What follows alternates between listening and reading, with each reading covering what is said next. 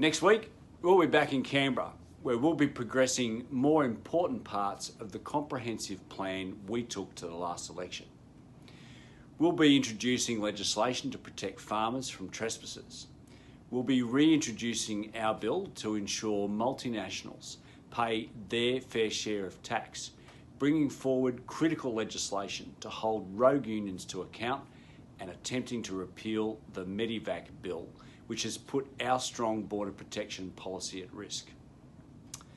Since last week, the government took the decision to cut deeming rates used to calculate part pensions for around 630,000 older Australians and 350,000 people receiving other payments.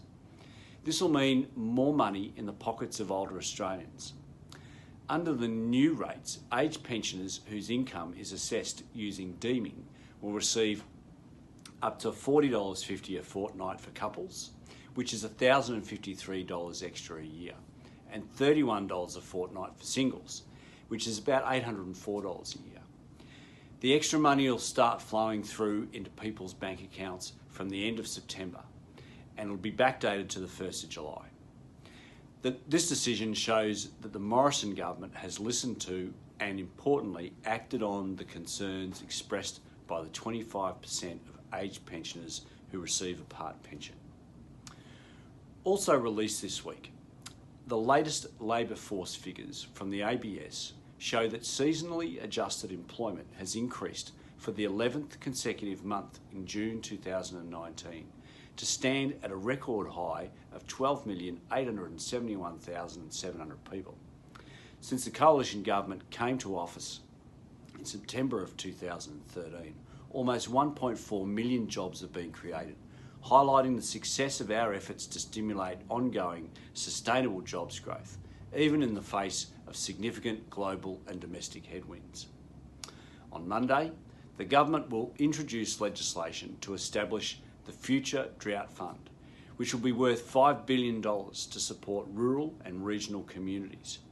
In February, Labor abandoned Australian farmers and the rural and regional communities that they support by voting against this fund. Now, they have a second chance to do the right thing by Australians that are suffering the effects of drought. The fund would guarantee a long-term source of funding to support important projects that'll build drought resilience in Australia's regions. Labor now need to respect the wishes of Australia's regional farming communities and support this legislation. Thanks for watching. I'll be back next week with more Wallace's Weekly.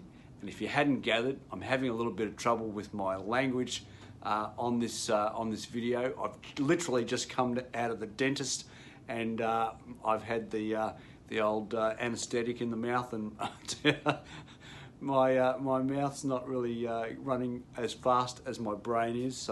But thanks very much for watching, and I hope you have a fantastic weekend.